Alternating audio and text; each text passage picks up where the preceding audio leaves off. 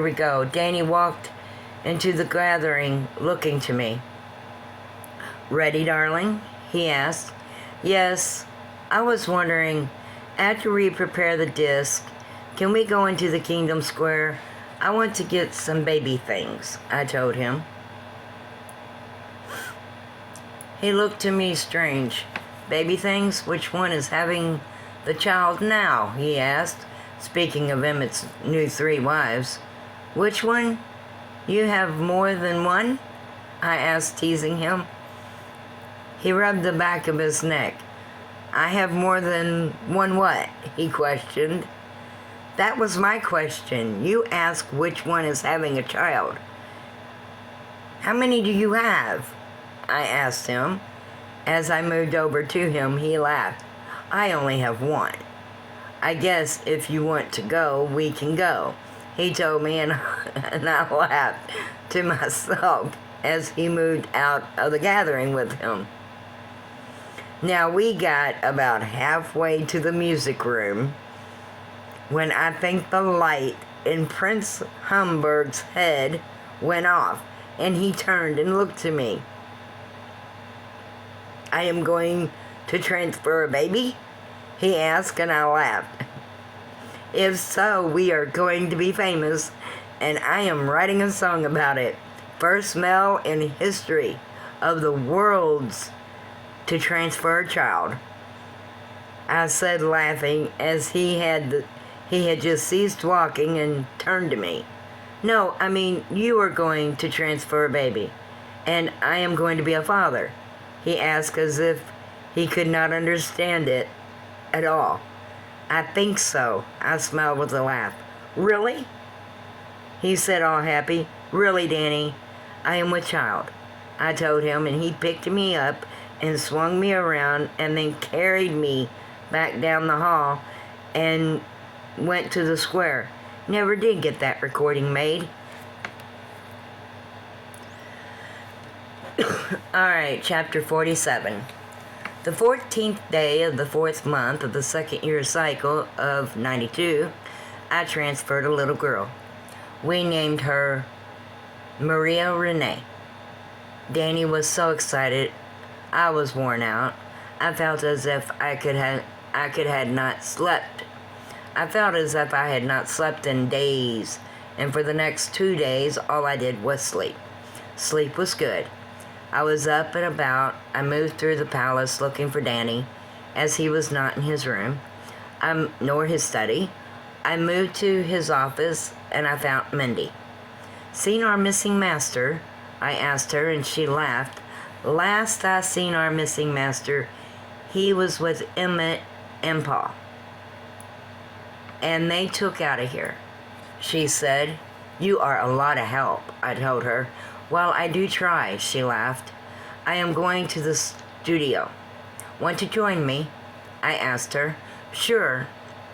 However, I was told to remain in our master's office, she told me. Why? What did you do? I asked her. I did nothing, as you have been sleeping, she told me. Well, I am not sleeping, and I have no idea where he is, and nor do you. So come with me, I told her, and we moved out of the office and down to the studio, where I found Emmett's wives, and I walked in, and Partina and Juanita smiled to me. How do you feel? Partina asked, as if I had slept for a week. I laughed. You look good, Elizabeth said. Thank you. Now where are our other halves ran off to? I asked them. They went to the Circle Lodge, Partina said. Their daughters, Barbara and Stella, were also there, along with another girl. They were in the back of the studio. The girl was singing a song. Who sings that? Barbie had asked her. Patsy Lee, she replied. Great. Let us keep it that way, Barbie said, and I started to laugh. She is not that bad, Barbie, I laughed. The girl turned and looked to me. You are Patsy Lee, she said, as if in shock. I smiled. Yes, I am Patsy Lee, I replied. She turned to Barbie. You know Patsy Lee, she said as if she could not believe it. Yes, she is Danny Lee's courtesan, Barbie said, and our aunt, she added. You know Danny Lee also? She then asked, and I had to wonder who this child was. I laughed softly. Pay no attention to Gina.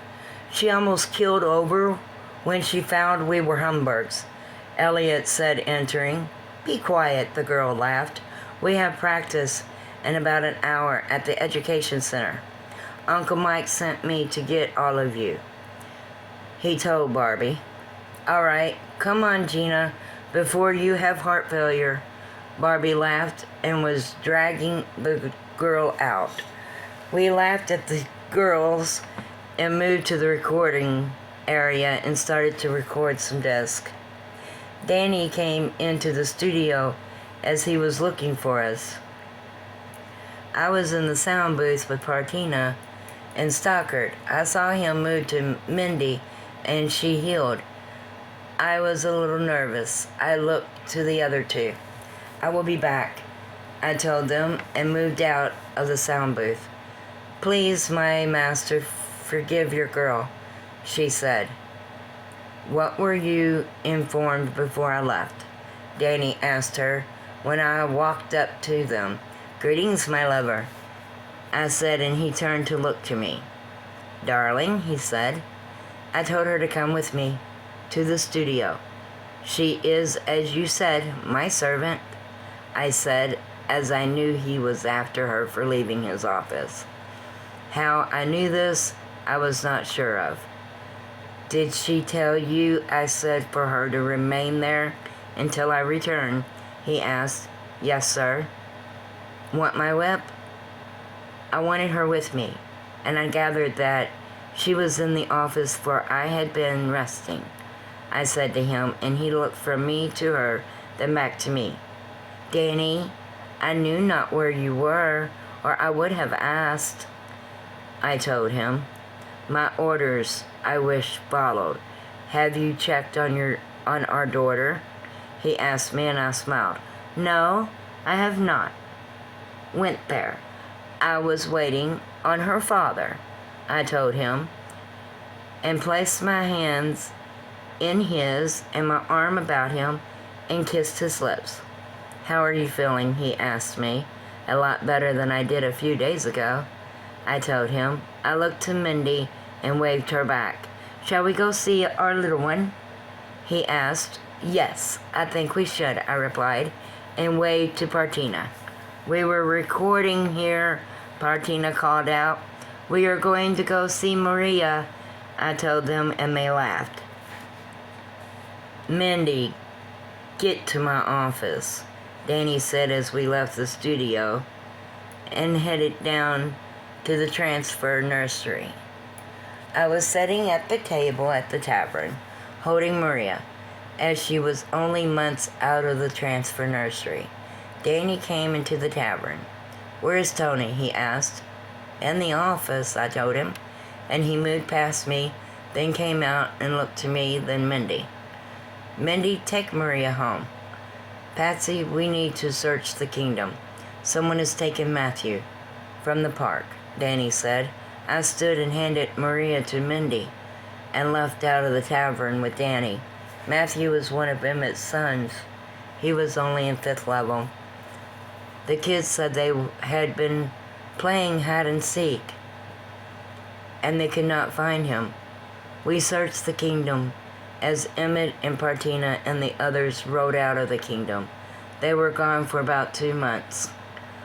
We found no sign of any that had seen Matthew with another. We were all sitting in the garden when Emmett and the others returned. Anything? Danny asked. No.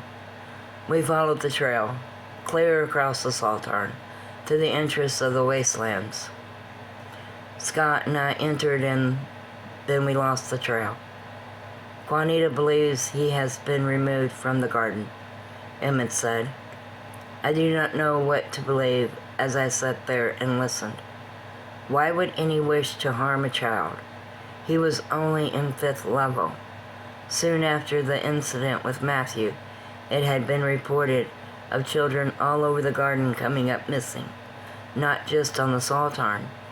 An extra curfew was placed out for the youth, and none of the youth could be out without an adult. As far as I knew, we never found who was taking the children.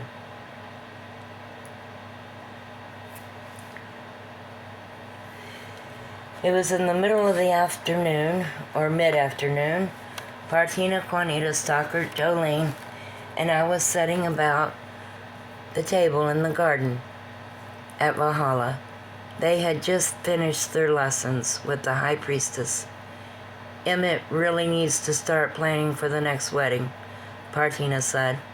Yes, and after that one, he needs to wed me, Stockard said, and we laughed. Stock, he already said no, Juanita said with a laugh. I know that the King of Calcan has no daughter, so he can wed me, Stockard said, and we laughed. Emmett and the others came out. Law was carrying Jackie. As they came closer to the table, Law placed the little one on a blanket. No, no, she cried. Yes, yes, he replied to her, and she gave him a hateful look. I believe she is mad at you, I told Law. Imagine that. He laughed as they sat, and a girl came and served them their drinks. Jackie sat there with the toys on the blanket. Soon she was laying there asleep. Danny and Emmett and Paul were talking about the concert schedules. We were not being allowed to travel for the rotation of the millennium when Law called to Emmett. E, he said, getting louder. What, Law? He asked, and we all looked to Law. He pointed to Jackie. On her arm was an erector. An erector is like a spider. However, it jumps, and the web it has is very poisonous. Not deadly poisonous, however, it will cause you to become very ill. No one moved, Emmett said. Jackie? Jacquelina, wake up, Emmett said. I watched and looked to Emmett. We were moving just fine until Law pointed the insect out. I laughed. Patsy?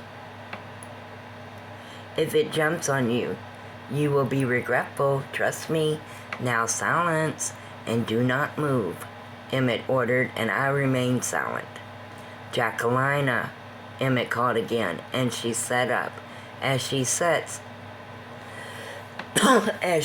up, the insect remained on her. I watched as Jackie placed her hand out, and it hopped in her hand. I looked at Emmett, then Danny, and wanted so much to pull her away from the thing. Emmett, Martina said in dismay, it is all right. If it was going to harm her, it already would have. Jackie, take your little friend over to the trees where it belongs. Have it remain there for Daddy, Emmett said, watching the insect and his daughter closely. It no like the trees, she told him, and a part of me wanted to laugh. If you take it to the trees, I will play with you, Law said, I believe trying to bribe the child. All right, you swing me, she asked as I watched her place her other hand over the insect. You be good, I heard her say, and I was not even asking if she was speaking to the insect. However, she stood and moved into the maze and was gone for a while.